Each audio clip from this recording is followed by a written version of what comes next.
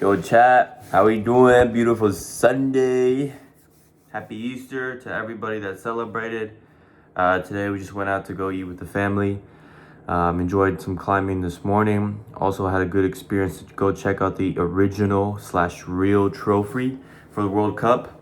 Trophy for the World Cup just not that long ago. So that was pretty cool to see and witness. Took a picture and whatnot. Just came back home. Time to read, time to get some action in. So without further ado, let's talk about chapter 6, which is imagination, the workshop of the mind, the fifth step to riches. The imagination is literally the workshop wherein are fashioned all plans created by people. The impulse, the desire, is given shape, form, and action through the aid of the imaginative faculty of the mind. It has been said that we can create anything we can imagine. Of all the ages of civilization, this is most favorable for the development of the imagination because it is an age of rapid change. Everywhere we come into contact with stimuli that develop the imagination. Through the aid of the imaginative faculty, humankind has discovered and harnessed more of nature's forces during the past 50 years than during the entire history of the human race previous to that time. We have conquered the air so completely that the birds are a poor match for us in flying. We have harnessed the ether and made it serve as a means of instantaneous communication with any part of the world. We have analyzed and weighted the sun at a distance of millions of miles and have determined through the aid of imagination the elements of which it consists. We have discovered that our own brain is both a broadcasting and a receiving station for the vibration of thought, and we are beginning now to learn how to make a practical use of this discovery. We have increased the speed of local motion until we may now travel at a speed of more than 600 miles an hour. Our only imagination within reason lies in the development and use of our imagination. We have not yet reached the apex of development in the use of our imaginative faculty. We have merely discovered that we have an imagination and have commenced to use it in a very elementary way. The forms of imagination.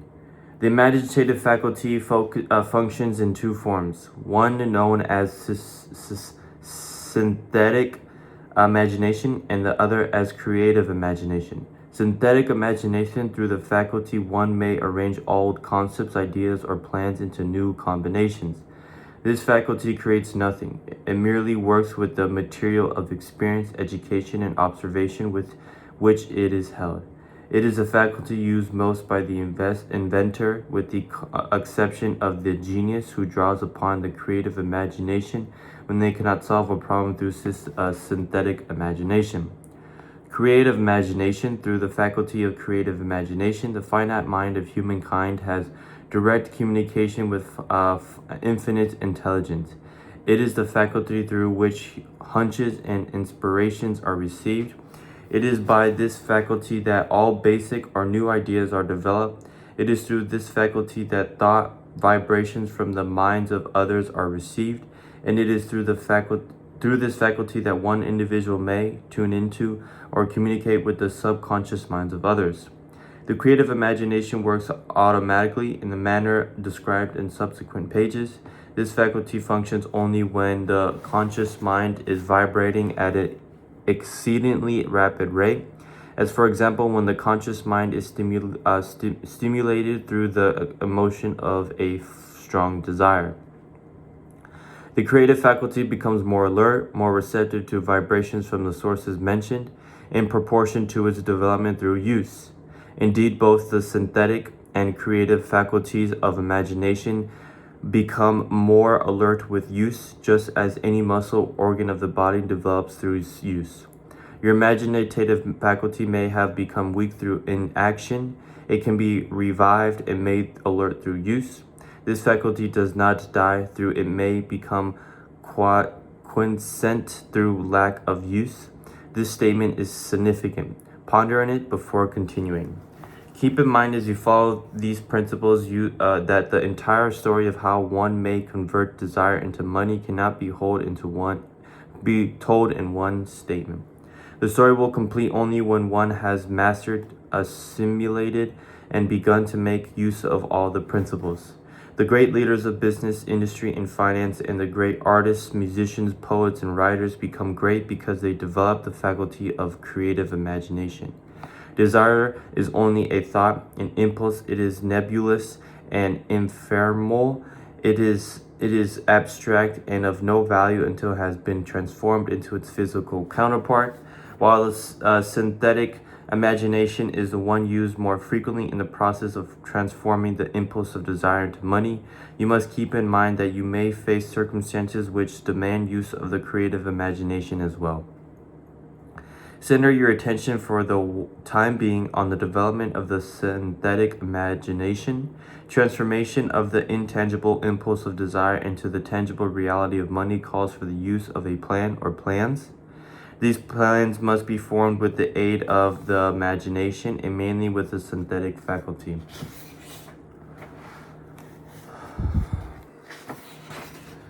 Read the entire book through, then come back to this chapter and begin at once to put your imagination to work on building a plan or plans for the transformation of your desire into money. Detailed instructions for building plans have been given in almost every chapter. Carry out the instructions best suited to your needs. Put your plan in writing if you have not already done so. The moment you complete this, you will have definitely given concrete form to the intangible desire. Read the preceding sentence once more. Read it out loud very slowly. As you do so, remember that the moment you put into writing the statement of your desire and a plan for its realization, you have already taken the first of a series of steps that will enable you to convert the thought into its physical counterpart. The earth on which you live, you yourself, and every other material thing are the result of evolutionary change through which microscopic bits of matter have been organized and arranged in an orderly fashion. Moreover, and this statement is of stupendous importance. This earth, every one of the billions of individual cells of your body and every atom of matter began as an intangible form of energy. Desire is a thought impulse. Thought impulses are forms of energy. When you begin with the thought impulse desire to accumulate money, you are drafting into your service the same stuff that nature used in creating this earth and every material form in the universe, including the body and brain in which the thought impulses functions. As far as science has been able to determine, the entire universe consists of but two elements, matter and energy. Through the combination of energy and matter has been created everything perceptual,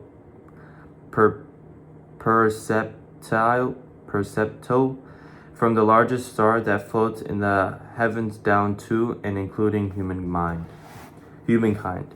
You are now engaged in the task of trying to profit by nature's method. You are sincerely and earnestly, we hope, trying to adapt yourself to nature's laws by endeavoring to convert desire into its physical and monetary equivalent. You can do it. It has been done before. You can build a fortune through the aid of immutable laws, but first you must become familiar with these laws and learn to use them.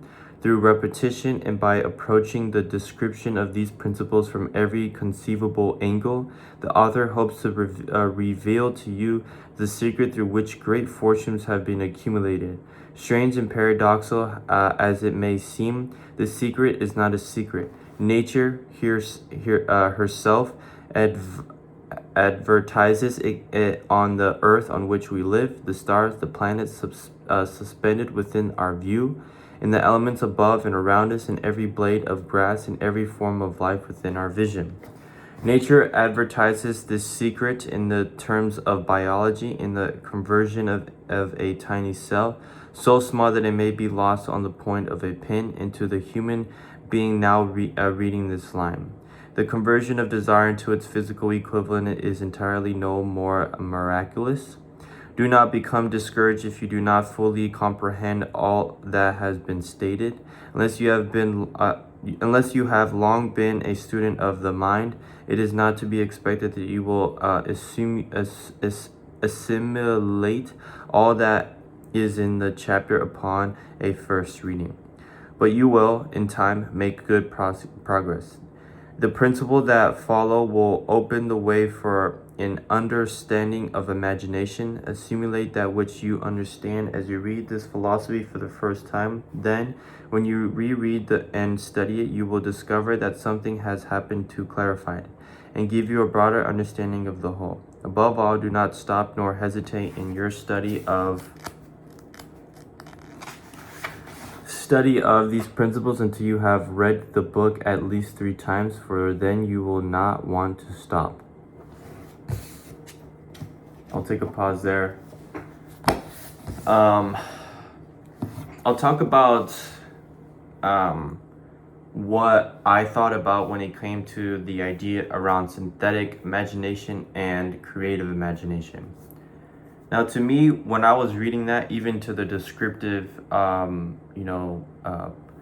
paragraphs or sentences that were being described about the word, it made me think about the left side and right side of the brain that we have talked about before in the previous book, about the right brain being more creative, thinking about the imagination, thinking about the future, thinking about thinking outside the box.